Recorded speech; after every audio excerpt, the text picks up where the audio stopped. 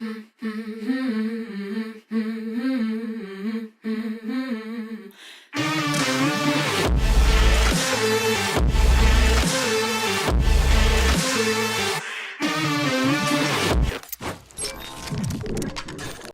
welcome to Board Game Bonkers. I'm JC. This is a free links review, but today we're going to take a look at 3 different board games and we're going to cover 2-player only games. Now, if you're new to the channel, please do consider subscribing and please give our videos a like at the end if you do enjoy this video. Now, in case you wonder why there's a mess behind me, it's because in the middle there I'm actually reordering the studio, which we'll do a behind the scenes video. So you want to know that when that comes out, please do subscribe. Now, let's get to this list. And I've got 3 different games here. We're going to have a look at Target, we're going to have a look at 7 Wonders Duel, and then the third one is we're going to have a look at Greedy Kingdoms. So let's first talk about Target, give you a very brief overview of these games, then I'm going to give you the comparisons between them, and I'll let you know what my preferred choice is. Now, starting with Target. The Target's got an interesting game because you've got this 5x5 grid of cards laid out. And what you'll be doing is each player plays a noble on the edge, outer edge cards, which are your action cards essentially, and then the other player will then place their noble, and you keep doing this until both nobles are placed on the edge of this 5x5 grid. And the important thing is you can't place it opposite someone else, and you can't place it in the same space as your own. So you've got to be careful with the placement of those nobles. Once you've done that, then players will then place their 2 nobles in the center area of the grid. When you've placed your nobles in the center area, that then obviously allows you to trigger and carry out those actions. And what you'll be doing is looking at an L shape. And it's a little bit confusing to explain here. So essentially the nobles at the edge then will cross and come down to reach the noble at the other end, the center area as well. So you're looking at the cross reference, and then that cross is where you place your noble in the center area. So for example, you've got 2 nobles at the outer edge. You're looking at where the 2 meet. That is the L shape. So for example, if it goes like this, I've got a noble here and my noble here. It reaches the L. This is my L shape. I place my other piece here, and that is the resource or action I'll be able to take. You also take the resources at the outer edge where your nobles are, and obviously in the center area where you place the other. It does sound a little bit confusing, but once you've worked that out, it's actually fairly straightforward after a couple of plays.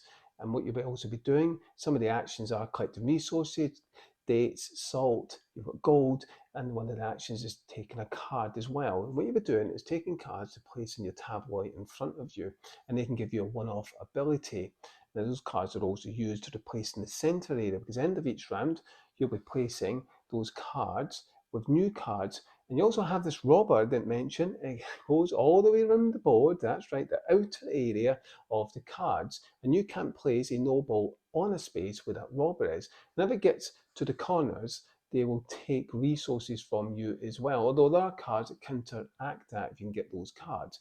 So let's just briefly explain. Place a noble on the edge, and once you've met the L shape, the edge of that L, there's a trigger point. You then place your noble there, and you collect the resources that are assigned to where your nobles are, and you can collect cards you place in your tableau that give you a one-off ability as well as points at the end of the game. So let's now talk about 7 Wonders Duel. 7 Wonders Duel, you've got this pyramid system, and what you'll be doing is there are cards that are face up and cards that are face down. Now you can't reveal a face down card until it's uncovered by the cards that are covering it. So there are different types of cards, and what you'll be doing is deciding where you collect that card and place it in your tableau, or whether you can discard it for a gold, for example, and you'll be able to trying to build these 7 wonders. Now at the start of the game, it's a drafting system where you'll be drafting those 7 wonders. One player will have more 7 wonders than the other. As soon as your 7 wonders are built, then that triggers the stoppage of that, and then you'll be continue to the end of the game until one of the 3 victory conditions are met. One of them is get the most military. You have this military track, and some of the cards are military cards that will be able to allow you to go up that military track. You have science. You can win by gaining I think it's 6 or 7 science symbols, or you can win by the majority of points at the end of the game. There's 3 different eras, and this pyramid will be redone, remade after each one. That'll be 3 times in total. And it's really fascinating as you turn and flip the card, and then you'll be taking that card, or you can discard it for gold, like I said, and then you'll be trying to collect as many cards as you can ones that will give you resources, some will give you points, some will give you gold, etc. And you need those resources in order to get additional cards, because some require additional resources to acquire that card. And then when you build your wonder, you actually have to tuck a card underneath your wonder. That's right, one you collect from the pyramid, then in order to activate and trigger its ability that's on that wonder. But of course, you need the resources in your tabloid to be able to build the wonder. And whoever's met one of the winning conditions is obviously the winner. So let's talk about the final third game, Greedy Kingdoms. Give you a very brief overview of this. You have a selection of cards in your hand. You'll place 3 cards face down in front of you. The opponent will also do the same. One is the attacker, one is the defender, and you reveal those cards.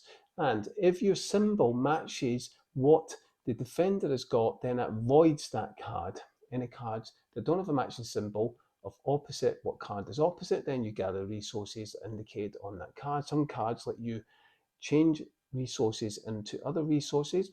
There's also a market phase at the beginning before you place those 3 cards down, and at the end as well of the turn. So you'll be able to purchase new cards. You also can upgrade your cards in your hand as well for new cards, but it's random. So you don't know what you're actually getting from that draw pile. It's quite a fascinating, interesting game. That really quick. And what you're trying to do is build the palaces. Whoever builds the 2 palaces first is the winner.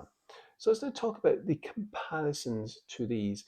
And they do all feel quite different. Now, Target does feel, I remember when I first played this, it felt almost chess-like, because you have to strategically work out the placement of nobles and the edge, because wherever you place your 2 nobles, you each place 2, you're trying to work out the L shape, the point of the L shape. That's where you place your other piece in the center area, of which you have 2 to place down. So it's really fascinating and interesting. Well, where do I place my nobles? Because I need to work out where I'm placing it in the center, in the corner of that edge. So it really is fascinating and interesting. It's quite weird trying to explain it, because you kind of have to play it to understand how that works properly. But it is an interesting feel to it, and it does have that chess feel. But I like you've got cards to build in your tabloid. There's something about this game where it just makes you feel you want to come back to it again, even though I don't love it, but I just want to play it again. So it's quite an interesting feel, very chessy like, and very tactical. And there's certainly certain spaces you can block an opponent from getting deliberately placing a noble there, because you know when they cross and meet that kind of junction point of the L shape, then you can place a noble and a noble piece in the center area to block another player getting a certain card, for example, which essentially is just a resource. So it's quite an interesting feel and almost chess-like. Now, it feels completely different to Seven Wonders Duel, because Seven Wonders Duel is more, you build this tabloid, much bigger tabloid than you would in Target. You might only have a few different cards. And with Seven Wonders, you have this big tabloid, and it's more, with the 3 victory point conditions, and not victory points, winning conditions, it does feel different. You've got a choice, more of a choice, and Target's more about just getting the points, whereas Seven Wonders Duel, although you're both getting resources, it feels a little bit more tactical, in the sense of, do I go for that card? Because if I take that card, then one will be revealed that's face down, and it might be a card that the opponent wants. But you've got a choice in the different victory conditions. Do I go for military? Because the further up I go, the better chance I've got of getting that win. Or do I go for the science symbols? My player can see that I'm going for which tactic I want to go for, but they obviously got victory points. I go for all the victory points. It's the blue cards that give you gold. So which tactics do I pick? Now, that feels completely different from Greedy Kingdoms, because Greedy Kingdoms is more about kind of attacking your opponent with these cards to gather resources. It's not really attacking your opponent, you're gathering these resources. Your opponent's trying to block that by playing cards with the same symbol, although you don't know which cards you played because they're all face down, and you're trying to build those palaces. So it's got a very fun, light feel to it, whereas Seven Wonders Duel and Target feel a lot more tactical in a sense, and it feels more strategic in a sense. So they're all completely different feels, and Seven Wonders feels a lot more in depth than Target does, slightly, and I feel that Target feels a little bit more in depth than not Seven Wonders, than Greedy Kingdoms. Greedy Kingdoms feels more of a fun, light little card game, whereas the other 2 feel more strategic and tactical in the depthness, and it certainly has a different feel to it. Now, which one do I prefer?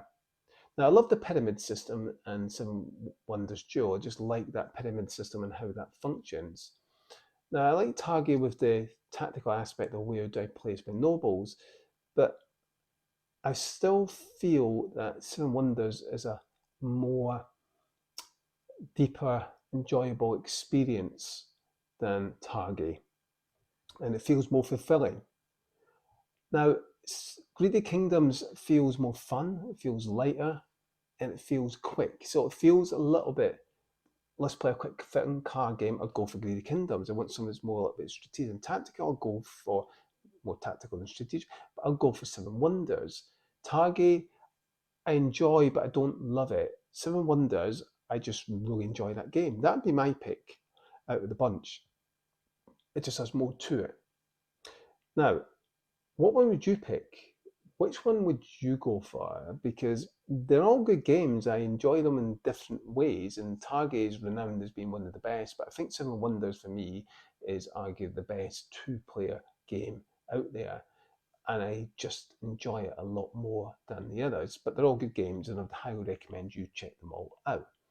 Now, this is a fairly straightforward free links review because they're all two-player games that have quite different feels to them in terms of the strategy and gameplay and the tactical aspect, and they don't really feel or fit into being the same apart from their two-player games. But if you want one that's a little bit more chess-like feel in terms of your placement, then Target would be for you. You want something that's more about your tableau building and that tactical strategic sense of what cards your opponent's going for, what cards you need, then pick Seven Wonders Duel. Or if you want something a little bit more fun and light, then go for Greedy Kingdoms. Hope you've enjoyed that. And if you haven't already done so, please do consider subscribing to the channel. Give our videos a thumbs up. It really does help as well. And let us know in the comments down below which one would you pick. That brings us to the end. Thanks so much for watching. Until next time, take care.